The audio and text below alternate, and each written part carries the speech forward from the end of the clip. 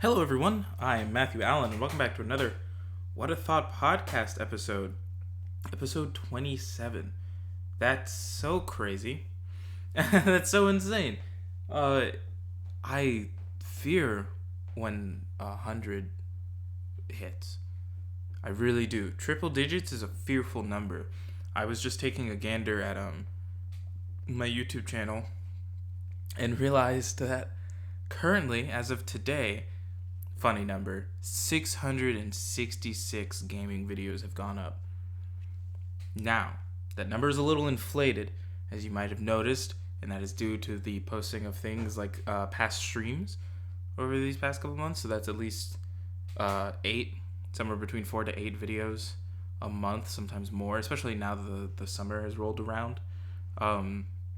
There is, what's the other one? There's the welcome video, which is on there, so it makes it count towards more. So the number of like actual series created for YouTube videos is a little lower, but we're getting there, dude. We're climbing the numbers, and it's kind of insane. Before I started recording, I was trying to fix this issue where I could not access my channel, and I was very confused. And I was like, I should be able to get into this, and I don't like that I can't. But that was what I had to deal with. Yeah, what else was I gonna mention? I had some things that I wanted to mention that wasn't on my list, because I actually wrote down a good chunk of things over the past 2 weeks, and I was kind of intrigued about bringing to discussion. Bringing to topic here. I say, like I am a news station, so that was one of them. Because that just happened. I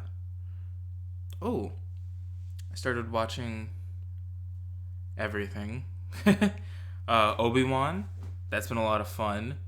Okay, I'm a big Star Wars nerd. I'm a big nerd in general, but Obi-Wan has been delectable.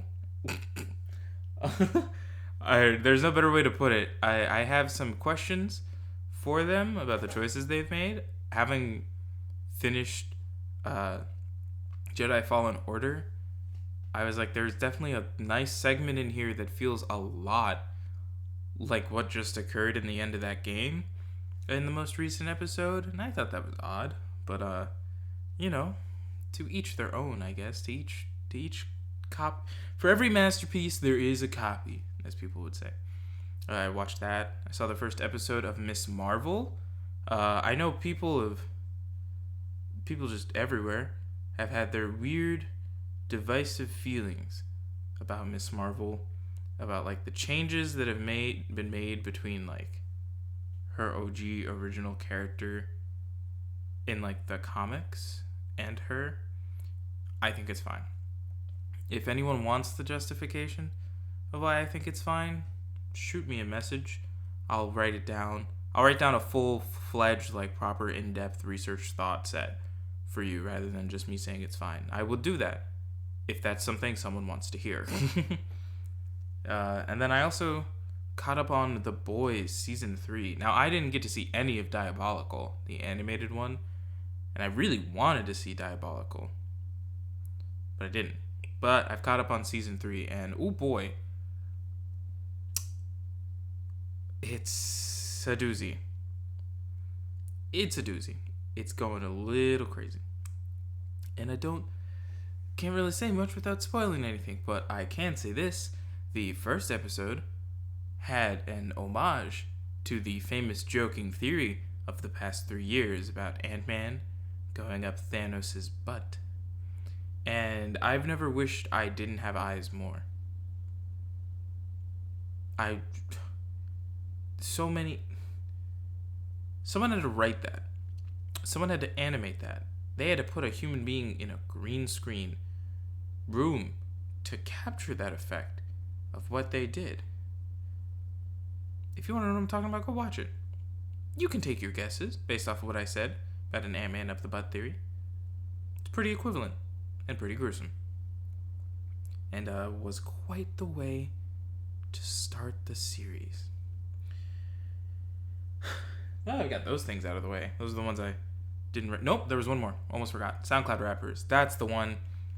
Ooh, I was driving with my sister today, trying to get some things that I need in order to continue existing as a person. You know, shampoo, conditioner, toothpaste, all that fun jazz. And we, we, she played some sound. I'm not on TikTok. It wasn't from TikTok, but it may as well have been. But it was like this nice piano opening, right? And it was like, you know, nice piano was going. I was like, what is this about to be? And then the dude started rapping, and I shit you not, over the nice piano was just be like, yeah, I'm coming out the house, and I jump in my car, and I get the... Shut up. Shut up. I hate all of you. All of you that rap like that, and you think you're cool, it's the worst sound I've ever heard. People who like that music, what's wrong with you? Huh? Why would anyone in their right mind put the nicest piano track underneath a dude who sounds like he's just been tranked? It sounds like he's been tranquilized. Who's out there being like, I got out the car and I rapped out my name and it's just I got the game. Like what? That's somehow worse than mumble rap. Cause you know what? At least when they mumble rap, you're having fun with it. Those guys are just talking monotone. Okay? Because at least if someone's like, and you're like, yeah, woo, what the hell did he say? You don't need to know. You're having fun. I still hate it. I still absolutely hate that type of music. Don't for a second think that I like it. I hate it. But when these other people crop up and they're just like, I've been running down the street and I got beat feet. And I'm just like, dude, man, I don't care what you have to say. I don't care what you have to say when you sound like that. No. It's just so dumb. I hate them. And the fact that there's like a growing crowd of popular people. You know what's always wild to me? When I see another thing like pop up in the news and it's like rapper Lil Diaper Boy has died. I'm like, who's this guy? What? Who is this random person who's named himself Diaper Boy? And he's popular enough to be on the news that he's died at 24? Along with the like 8 other of them that died also? Like, why are there so many of them and why are they all dying? Who's giving them all these drugs? Where are they getting the money for these drugs? Because they sure aren't selling hit singles. I'm curious. I'm Googling. I shouldn't. I want to know if there's a rapper.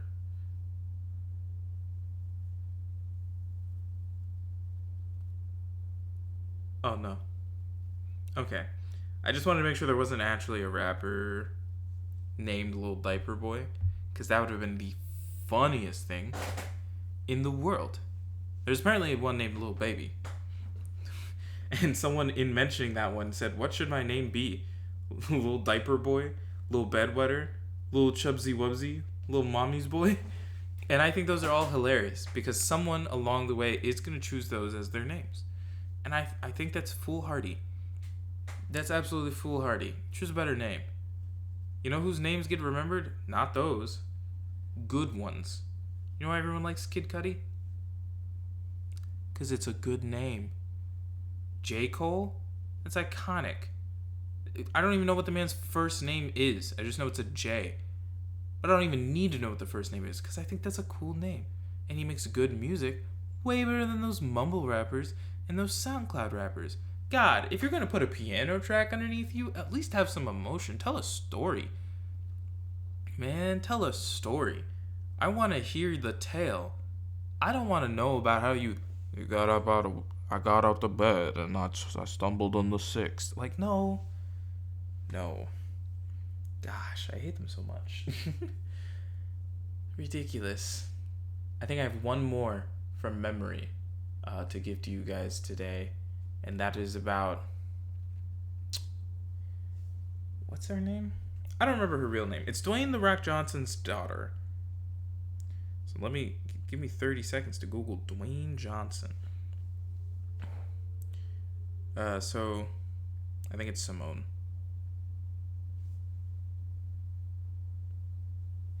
Yes, Simone Alexandra Johnson, daughter of Dwayne The Rock Johnson. She has debuted as a wrestler, which I feel like should be more shocking, but it also really isn't. She marks the start of the fourth generation of wrestlers for the Johnson family, because her father, wrestler, her grandfather, wrestler, and her great grandfather, wrestler. They were all wrestlers. So now she marks the fourth generation. But everyone and their mothers were apparently up in arms about the fact that she had announced that her stage name was going to be Ava Rain, rather than something connected to one of the previous wrestlers in the family. And I thought that was a bit foolish. I understand that people have these weird hopes when they see, like, the next generation, or like the next, like the child of someone who is famous for something, or like generations of famous people for something, take a different route with something such as, like, maybe their name or maybe their acting style. But they should be able to do what they want to do, you know? Like, when I think of things like that, I think about the fact that Wyatt Russell, son of Kurt Russell, like, he's done action, but he's never done anything akin to, like, what his father has done. I really enjoyed Overlord. I enjoyed the episode of Black Mirror that he shows up in. I also really enjoy him as John Walker, in which he looks like a very, very different man in Falcon and the Winter Soldier. I enjoy him in all of those things, but if someone was like, Wyatt, when are you going to play Snake Plissken Jr.? I'd be like, what? No. That'd be so weird. Like, that is not the thing he should go off and be doing. You know? Like, it would be wrong. Like, he doesn't have to follow in the same footsteps as his father just because it's his father. Or, like, was it like a year or two ago when people were like, oh, Maya Hawke. If Quentin Tarantino makes another Kill Bill movie, will you show up to play the daughter of the bride? Because if you don't know, Uma Thurman, their character's name is the bride. She has a real name, I'm pretty certain, that you have to, like, search for, but she's credited as the bride. And people were like, you should do that. It should be like your story this time. And I'm like, she should do whatever she wants. Just because her mother played that character doesn't mean she should just be like, oh, let me continue on the legacy. I don't know if Harrison Ford has kids, but I don't expect to see, like, another Ford come and take up the mantle of Indiana Jones or Han Solo. Like, let them do their own thing. Let her be Ava Rain. If that's what she wants, it's what she wants. And it's so weird that people think they should have, like, a say in it. It's like, I don't remember you birthing her. Anywho. I'm going to actually move on to this list. I know, right? It's insane. All of that wasn't even the list. That was just off the top of my head. Oh, no. Sorry. Ugly Sonic popped into my head. I saw that Rescue Rangers movie.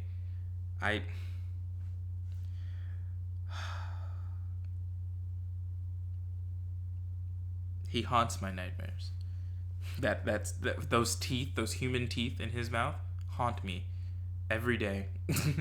I despise it. It was an okay movie.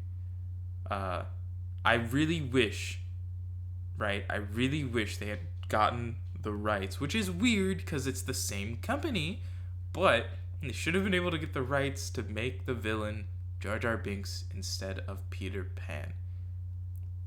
That just sounds like it would have made for a 10 times funnier movie. Now, I know also why they shouldn't have done that, you know.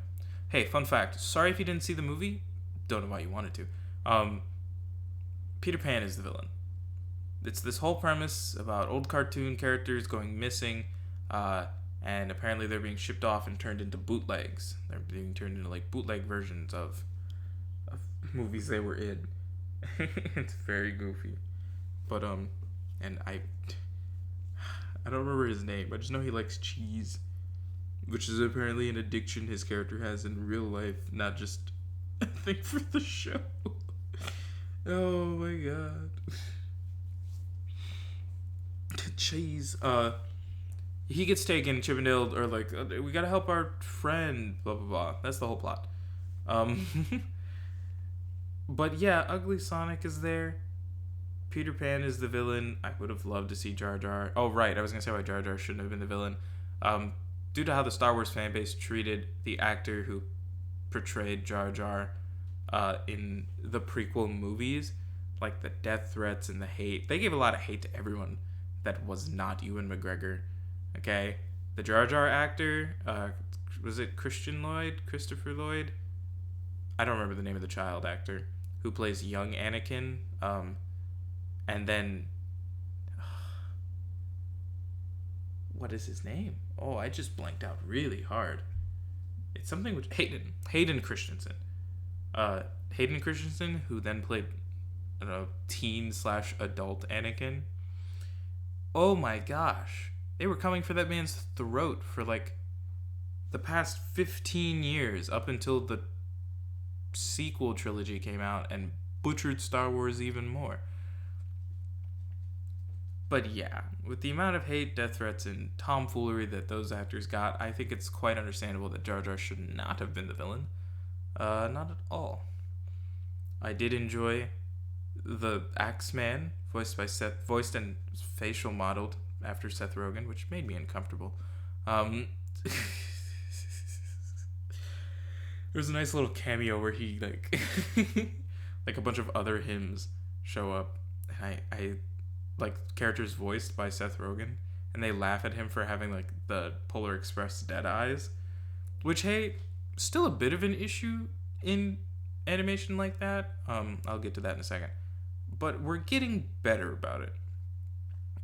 Don't watch Chip and Dale Rescue Rangers unless you just really want to know what's happening there, because you shouldn't. How do they get J.K. Simmons in that? They got my boy J.K. Simmons in that. I'm sorry, J.K. Speaking of those dead eyes, I've been playing The Quarry on stream. This podcast goes up Monday the 13th. I streamed The Quarry twice before that. So the 12th, so aka the day of recording, so this is Sunday. And then on Friday the 10th. And Jade and I have been playing that. And I've got to say, we've been making a massive technological overhaul improvement on eyes in motion captured projects, because that's one of the big issues in my opinion with anything involving motion capture, is that the fact that you can't capture the eye properly. An artist has to go back and digitally draw that in and then make sure it's looking appropriately where it's supposed to look, like tracking where it's supposed to track. So that's often why you get the things like the Polar Express dead eyes. If you look into those kids' eyes, there's never any emotion in them. And that's because they've been drawn flat, essentially. They've been drawn to be exactly the same throughout the whole movie, to the detriment of the film, because I can't watch that movie much anymore. Really can't look back at it. But in The Quarry, which has some pretty solid motion capture animation over the actors, they've done a really good job at fixing up the whole issue with the eyes, which has always been a big thing. I'm enjoying it so far. I haven't finished it yet. By the time this comes out, I should be on the way to finishing it. Hopefully. But I'm enjoying the story. I think it's a lot of fun. I don't want to give any proper spoilers. I just want to talk about that technological aspect, because I think it's good. I really do. I always enjoy choice-based games. I think there's a lot of things that can occur that you never know what might happen. Part of me really kind of wants to have my mom play it, but she's not a horror fan, so she might freak out. And the last thing I need is for her to freak out. That's not going to end well.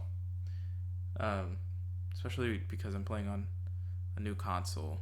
It's very expensive. I'm still paying it off. And the last thing I need is the controller to break because she drops it or something. Yeah. But we've made a very big leap in motion capture stuff. I think we might be at a point where we could possibly, within the next couple of years, make another attempt at a big budget motion capture movie. Because we haven't really tried anything like that. I think the last big one was probably, like, that was kind of good, was that, what's that movie called? A Christmas Carol. The one with Jim Carrey, where he plays, like, everyone for some reason. I think that one is the last big one. And even that has its issues. It's plentiful of issues. So I think we've come far enough that we can do it again, especially for, like, a movie, like maybe a 2-hour movie. So far, we've put a rough estimate of 7 hours into this game. So they don't need to do it for that long. Just do it for like a nice 2-hour movie, and it'll probably look fantastic. Probably look pretty insane. All the big budget ones that like were successful upon release, but like trying to watch them again makes you want to die, are slowly being lost to time. It almost feels like, because they all kind of came out in that same like 5-year span of 2001 to 2006 is what it feels like. I know the one that most people think of when it comes to that has already been mentioned, the Polar Express, which I watched a lot in elementary school. So I don't think it came out in 2004, which is roughly close to the time in which I entered elementary school. I think like that's a year beforehand, so it would make sense why I had seen it so often in elementary school. But like when you look back at that, like really and truly, you just kind of realize, wow, this is should look better. Should look better. Yep. That's the best way to put it. Is this character named Hero Boy?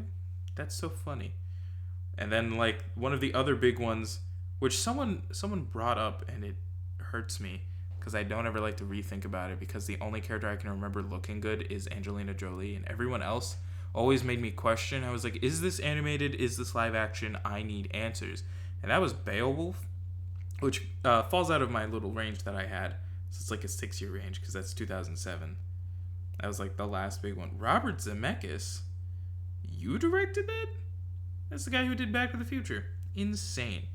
And like it's still got semi-high ratings depending on what you're looking at. IMDb has it at a 6.3 out of 10. Rotten Tomatoes, 71%. Letterboxd has it at a near 2.5 out of 5. And Polar Express is still holding pretty average ratings as well. But I think that's like the only set of like successful ones. Like the last successful one in my thought process is probably whatchamacallit, the Christmas Carol one that I mentioned. And then we had the dud ones, which I can only really think of one right here off the top of my head, and that is Mars Needs Moms from 2011, which I thought was a fine and dandy movie. Okay, I thought it was okay. The box office did not. The box office did not think it was okay. They spent $150 million US dollars to make this movie, and they made back $39.2 million. That is less than a third of the budget. This movie was panned horribly, and I thought it was fine. A little dumb at times, but I thought it was fine. I enjoyed it, and looking back on it, I can admit to you, it's not good. It's not good. I'm gonna Google motion capture movies. Is Monster House motion capture? There's a category of films using motion capture, which you must distinguish, because I mean full-fledged only motion capture. Not something like Alice in Wonderland, where it has motion capture for characters such as maybe like the Queen of Hearts, which is, she's played by, I'm only remembering Bellatrix Lestrange and not her real name. But they have to make her a midget, so of course there's motion capture in that. But things like The Adventures of Tintin, I saw that movie.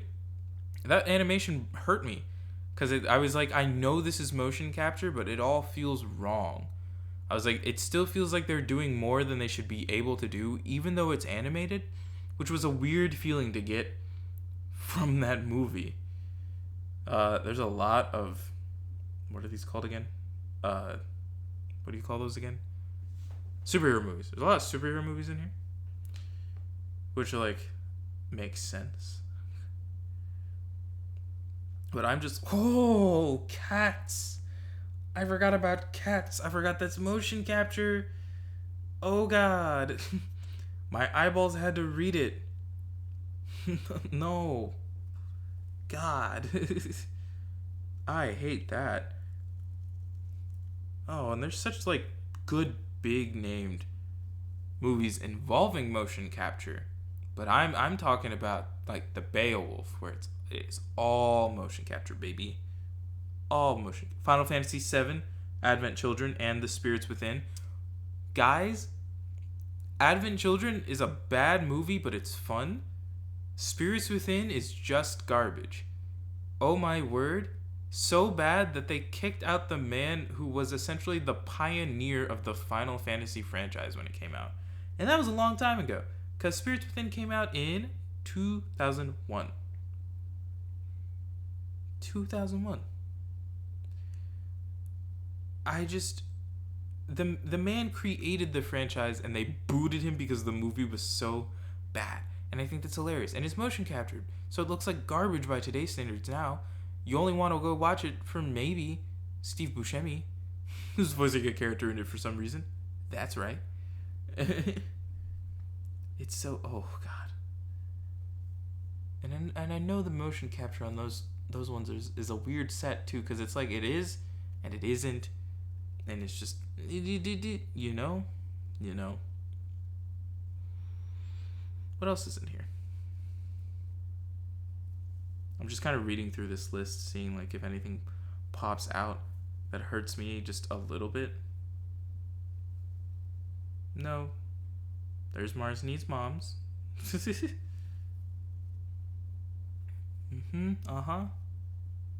Don't know that one. There's a lot of movies in here. Resident Evil Degeneration, right. All of the animated Resident Evil movies are done with motion capture, which they also have started using for all the remakes of the games, and then for like the new ones that have been coming out. Everything after the 6th game, so like all 7, 8, and then every remake has been using motion capture to capture the movements of the characters and whatnot, which is nice. It gives them better authenticity. But those movies are not good. You watch them because they're bad. Their animation, although, is at, I think, a much more top tier, like, ability. Those movies aren't good, but the animation of the motion capture is fantastic. I will say that. A lot of Star Wars movies in here. Yes. Yep. Didn't see that one. Am I almost to the end? Cool. I made it to the end. Yeah. That's a lot. Now, as I stated, there's a difference between movies that have motion capture in them and movies that were entirely motion capture. Because movies that have motion capture can sometimes be some of the greatest things you've ever seen. Shout out to Andy Serkis, and every time that he shows up as a little motion capture critter, because he's the best at it, you know? He pioneered it almost, starting, what is it? Gollum and Smeagol. Yeah, I forget their names for a second. Over in Lord of the Rings, that was him. Caesar in the Planet of the Apes trilogy that came out within the past decade. He's fantastic as that. He was King Kong in Peter Jackson's King Kong, which is not a good movie. But him as the monkey was amazing. It's the best part of that overly long excursion. And it's kind of insane. You know? It's kind of insane the things we can do with motion capture sometimes. Avatar? Biggest movie on the planet still somehow? Getting a sequel over a decade later? Because fun fact, if you forgot, Avatar came out in 2009. That animation still holds up real well, though, I can tell you that. But yeah, they're finally getting a sequel, so I'm very, very excited for that. Supposedly Monster House has some, but I don't believe that. I don't believe that list. I don't even see Monster House when I was looking through the list I was looking at. essentially every action movie you've ever seen, especially if it has superheroes, has some form of motion capture in it. Usually, if there's like a non-humanoid creature, like look at Rocket Raccoon, body acted by Sean Gunn, brother of James Gunn, the director of those movies. I always think that's funny. Um, like you can do some great things with motion capture, but I think we've only recently hit the point of like truly 100% fixing the dead eye issue that we had. Like that was such a big thing. Is those dead lifeless eyes that never looked at anything correctly. They would always just sort of gaze into the middle distance. And you never thought about it because you weren't a character in the movie. Like you weren't trying to get this person to look at you. But like as it occurred in the Chip and Dale movie, like when you are trying to get someone to look at you and that's how they're animated, it's very uncomfortable. It's just as bad as Sonic and his real teeth. Sonic, Ugly Sonic, voiced by Tim Robbins in that movie, which match made in heaven, right? Absolutely. But also, I want to know how much money Disney had to pay to get some of those things. Ugly Sonic? Whoa. How much did you pay Paramount to have that? And to make such big jokes about him and his ugly teeth? I want to know. You guys talked about Nickelodeon in the Paw Patrol assaulting police officers, one of them so much so he can't have kids? That's insane. How much did you have to pay Nickelodeon for that, right? These are the questions I need answered, and I need them answered fast.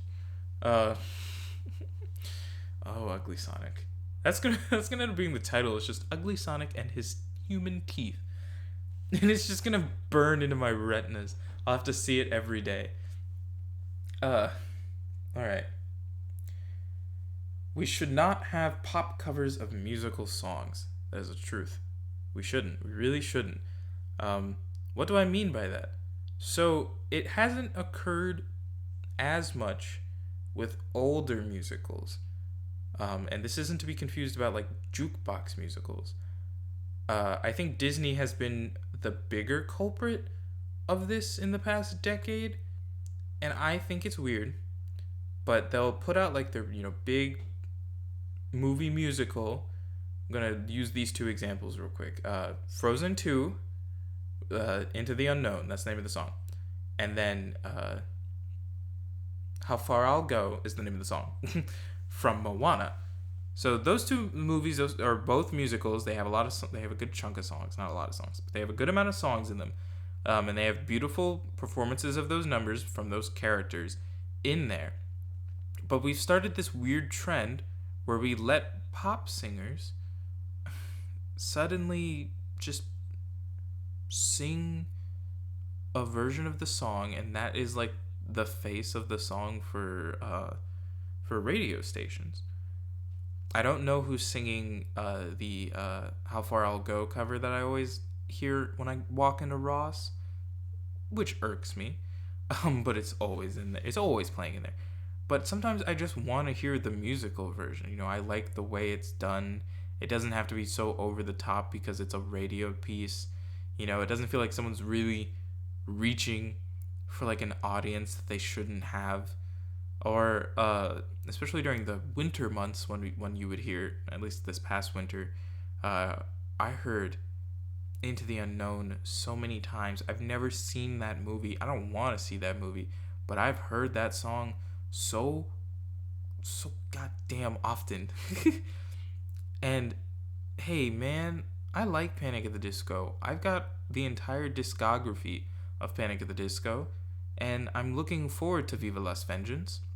Although I have my opinions on that song, I'll get to that in a second.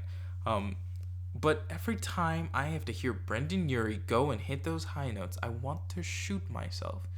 I'm like, just give me Idina Menzel, okay? It's not that he's not hitting them. It just feels wrong. I'm listening to this pop singer with a range wider than me, and I'm pretty thick and wide. Just blasting through this this piece like it's a pop song, and I'm like, this is like a stupid but like ballad essentially. It's like an emotional ballad almost, I can't. I can't do it. Now, I say that, right? And the issue with like all of these covers is that they're all meant for the radio, right? Or to like sell a different version of the song. But some musicals also shouldn't have their OG songs played on the radio either. Um, Encanto came out. We Don't Talk About Bruno was what essentially felt like the meme of the century. Even though it wasn't a meme, it was just everywhere, and you just could not escape it. But that song played straight up on the radio because there is no like cover of it. You know, it was all over social media and whatnot, and somehow I didn't want that. I didn't want We Don't Talk About Bruno to genuinely play on the radio stations. Just give me a different musical or something, you know? Give me some songs from like Oklahoma. Give me some songs from like Fiddler on the Roof. Like old ones. Give me Phantom. Give me Sweeney Todd. All of those have really good songs that could easily play on the radio without question. In fact, I'm surprised there isn't like a radio station dedicated to musicals, because there should be. And if there isn't, I want to go make it. That's what I'm going to do. I'm going to get famous on Twitch and YouTube, and then take all my money and pour it into a radio station that only plays musicals.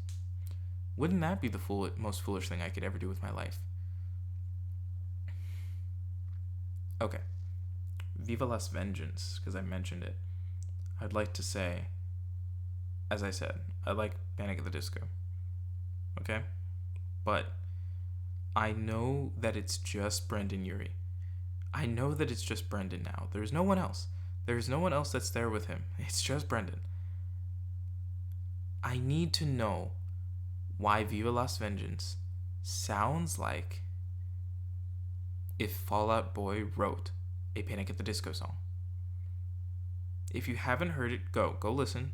You know, pause the video. You can come back after the 4 minutes or whatever. But if you listened, hey, firstly, welcome back. If you paused, it's very funny. If you didn't pause, oops, sorry, you had to hear a welcome back. Deal with it. Yeah, if you listened, it sounds like a Fall Out Boy song. Like if you swapped out, Patrick Stump, right? He's the lead singer, isn't he? If you swapped out Patrick Stump for Brendan Urie, the song would still sound correct. It probably would sound even more correct, honestly. It doesn't sound wrong. You know, don't think I'm saying that. I'm not saying it sounds wrong. I'm just saying that Brendan sounds like he just created a Fall Out Boy song. And this is the title track, right? The album is called Viva Las Vengeance. The song is called Viva Las Vengeance. Like, this is the title track of the song, and it sounds like it is not a Panic song. Not at all. And I think that's real odd, because I don't know how to feel about it. You know? It's such an interesting little thing. You know, it's weird. It's really weird. It's not bad, it's just weird. Granted, I'm not a multi-million-dollar selling musician. I was going to say I'm not a musician, and then I forgot I played 3 instruments, did musical theater, and was in choir. So I have the ability to say I was a musician. But I'm not Brendan, and I don't know why he makes the decisions he makes, or the sounds that he makes. But he does. And that's all him. That's all him, baby. It's nothing on me. This has been a lot of topics. Ironically, I only got to one from the actual list, because I had so many other ones that came up and that I wanted to talk about, and I think that's good. I enjoy when I have a lot of things I want to mention, and then I don't even get to all of them. That's fun. What else was I about to say? I had something else crop into my mind in the last second, and I don't remember what it was. No, I think I'm just gonna go ahead and leave it off there.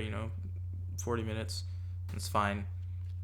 So thank you guys so much for joining me for episode 27 of the What a Thought podcast. If you liked it, make sure to leave a like and comment down below. Tell me what the games you're open to see on the Oh my god, I went into my gaming YouTube outro. That's insane. That's hilarious. I do that 7 days a week. Of course it's gonna slip up. If you like the podcast, let me know. Tell me what the topics you're hoping to see here get discussed. If you don't feel like typing it out into the what is it, comments. If you don't feel like typing it into the comments, you can always shoot me a message on social media. My Instagram and Twitter are down in the Linktree link, as well as the links to my gaming YouTube channel where I post a video every single day, and where my brain melts because obviously that's what just occurred. Also, make sure to check out the other thing listed there, which is my Twitch. I stream. I don't know how often I stream. It feels like 3 or 4 days right now. I tend to. I know Friday is always consistently there, and then Sunday and Monday. Sunday's always consistently there. Monday, Saturday always seems to be on off. Sometimes I get it, sometimes I don't. Always just depends on how I'm feeling or if other people have plans that I have to be a part of, aka if my family has plans. That is just what it is. So yeah, I've been Matthew Allen. This has been the What a Thought podcast, episode 27. We're almost at 30, guys. That's kind of crazy. I don't know what I'm going to do when I hit 100. It's probably going to be something special. Depending on when it is, it might be something goofy. I don't know. We'll find out.